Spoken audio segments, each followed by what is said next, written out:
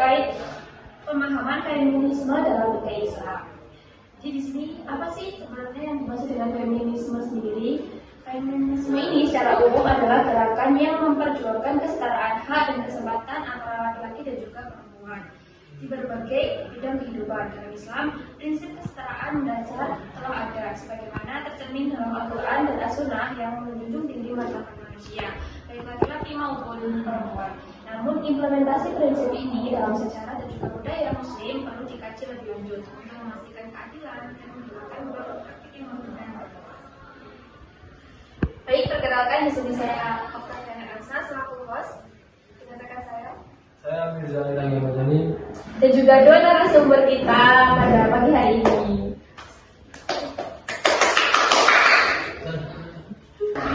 Baik, perkenalkan nama saya Oktaviana Elsa selaku host dan juga rekan saya Mirza Irani Madani, dan dua narasumber kita, saya Satya Agus Caksono. saya Krisi Fatul Anggraini. Baik, di sini bagaimana kabarnya Pak Krisi? Alhamdulillah baik. Mas Rio, bagaimana kabarnya? Alhamdulillah. Kalau begitu, kita langsung saja masuk ke topik pembahasan dari tema memahami feminisme dan dalam budaya Islam. Di sini ada pertanyaan, bisa saya jawab Pak Mbak Ya dulu, bagaimana terserah. Di sini ada pertanyaan, apa yang sebenarnya dimaksud dengan feminisme dan bagaimana kita memahami konsep ini dalam konteks ajaran Islam.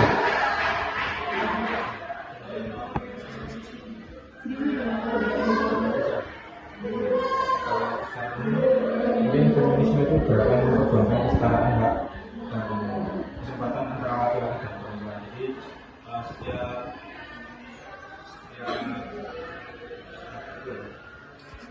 bidang kehidupan itu pasti harus ada kesetaraan. Jadi nggak boleh ada yang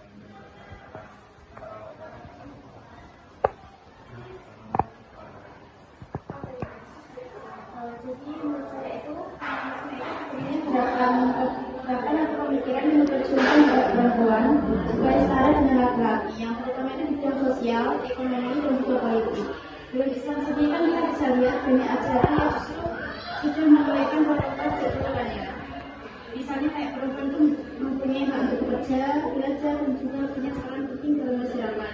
Jadi kalau feminisme itu dilihat dari segi usaha untuk menegakkan keadilan dan juga kesetaraan, bukan menyamakan secara mutlak semua hal itu sebenarnya sejalan dengan nilai-nilai Islam.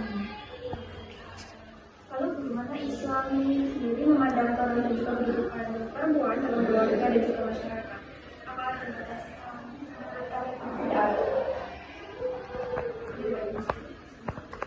jadi dalam Islam itu perempuan itu punya posisi yang sangat dihargai kan ya, baik sebagai anak, istri atau anggota masyarakat. Tapi emang dalam praktiknya kadang ada budaya seperti patriarki yang bikin peran perempuan itu kayak tersingkirkan gitu. Padahal batasan-batasan dalam Islam itu sebenarnya tujuannya bukan untuk menindas, tapi menjaga keseimbangan peran antara laki-laki dan perempuan. Kalau ada batasan itu kan kayak merasa kita nggak adil gitu kan ya. Jadi itu bisa lebih interpretasi budaya atau pemahaman yang kurang pas, bukan dari ajaran Islam. Ada tambahan nih. Pada ini Islam itu memberikan kedudukan yang mulia bagi seorang perempuan. Contohnya kayak di istri saudara perempuan itu kan pasti ada keistimewaannya sendiri. Untuk batasan itu mungkin kalau di zaman sekarang ini kan perempuan itu dianggap hanya sebagai status ibu rumah tangga. Padahal kan kalau di Islam nggak boleh ada kesetaraan itu, semuanya harus seimbang. Jadi ya menurut saya nggak perlu memunculkan pemikiran yang perempuan itu harus di rumah kalau enggak. Jadi perempuan itu berhak buat mungkin menjadi wanita karir atau ya kerja sayangnya laki-laki. Terus ini pertanyaan ketiga, bagaimana kita menanggapi isu-isu feminisme kontemporer gender seperti kesetaraan upah, representasi politik, dan kekerasan terhadap perempuan dari perspektif Islam.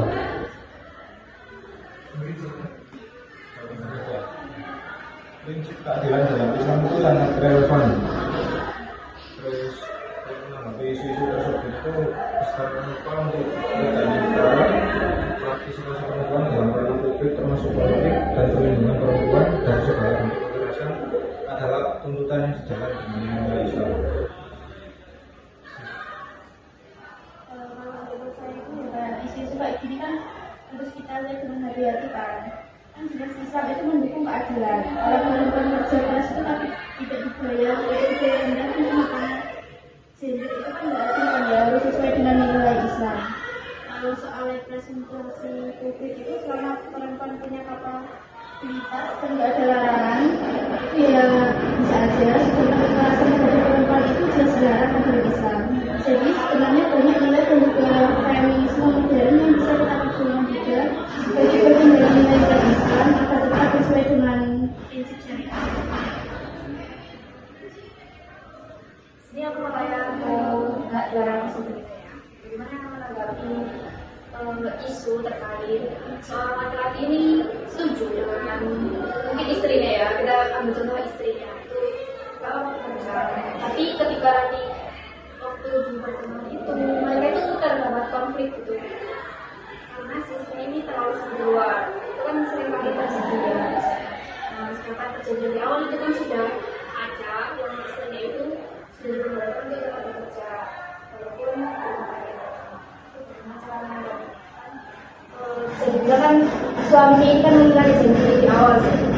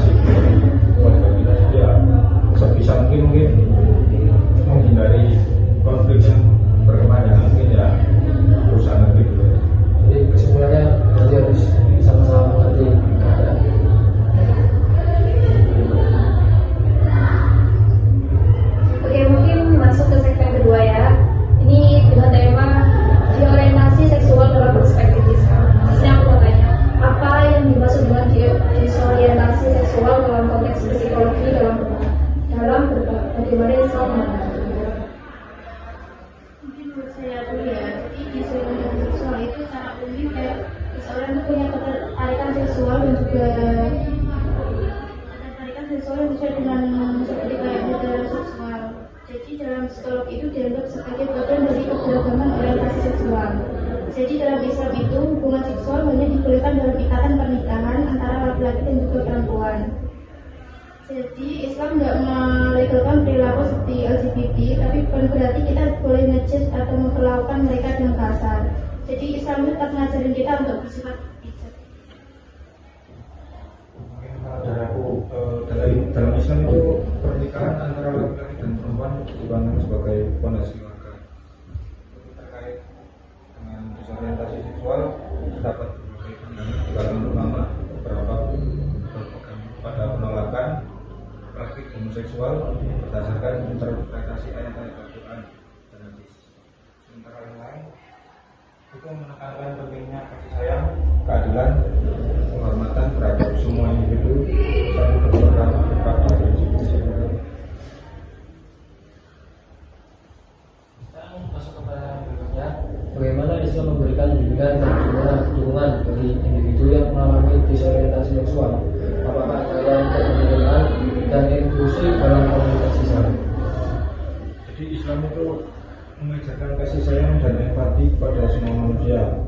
Individu yang mengalami disorientasi seksual tetaplah bagian dari umat Islam dan berhak mendapatkan dan hubungan spiritual, psikologis, dan sosial. Meskipun terdapat perbedaan pandangan mengenai praktik homoseksual, penting untuk menghindari stigmatisasi dan diskriminasi.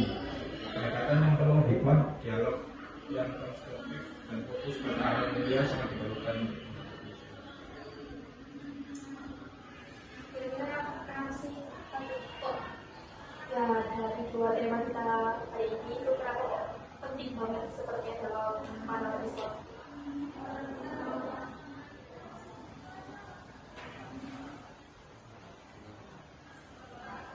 Jadi kalau menurut saya itu penting kan, soalnya kan kita juga harus seperti yang saya itu apa namanya feminisme dan juga seksual kan. Jadi kita itu sebagai perempuan itu juga harus mengerti tentang itu. Jadi kita Nah, terakhir nih, kita kan tadi membahas mengapa pentingnya untuk membahas isu feminisme dan disorientasi seksual dalam konteks Islam secara terbuka dan jujur. Menurut Mas Wi sendiri bagaimana? Kalau menurut saya sendiri itu diskusi terbuka dan jujur itu penting untuk menghindari sebuah kesalahpahaman. Kesalahpahaman itu kan nanti bisa timbulkan konflik yang ada kalau ada masalah. Untuk mengurangi stigma dan mencari solusi yang adil sesuai dengan nilai Islam. Tabu dan penolakan untuk mahasiswa ini itu dapat menyebabkan penderitaan yang marginalisasi bagi hidup dan berkelanjutan.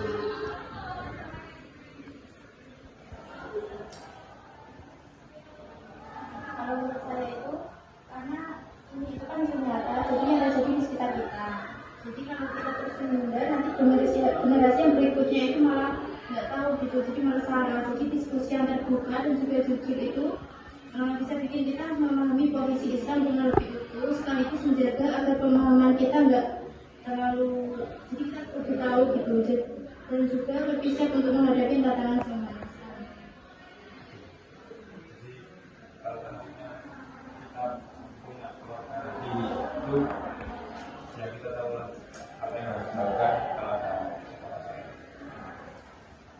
Kalau saya masih itu masih kira-kira apa pesan untuk teman-teman yang lain agar terhindar dari kesalahan kekerasan keluarga atau yang masih disampaikan. Jadi pesan buat teman-teman semua, Islam itu mengajarkan kasih sayang kepada sesama manusia, buat penyelesaian isu-isu tertentu mungkin bisa dimusyawarahkan dan sebisa mungkin hal tersebut diselesaikan dengan kepala dingin. Jadi pesan saya itu kayak gunakan penting keadilan dan juga kesetaraan dan kasih sayang. Dengan memahami isu-isu ini kan kita juga perlu kembali kepada sumber-sumber utama yang memahami di dalam tentang konseksual dan juga mengedepankan dialog dan penghormatan terhadap martabat setiap individu. Baik, terima kasih atas jawabannya yang cukup mengesankan. Kita tutup saja diskusi kita kali ini.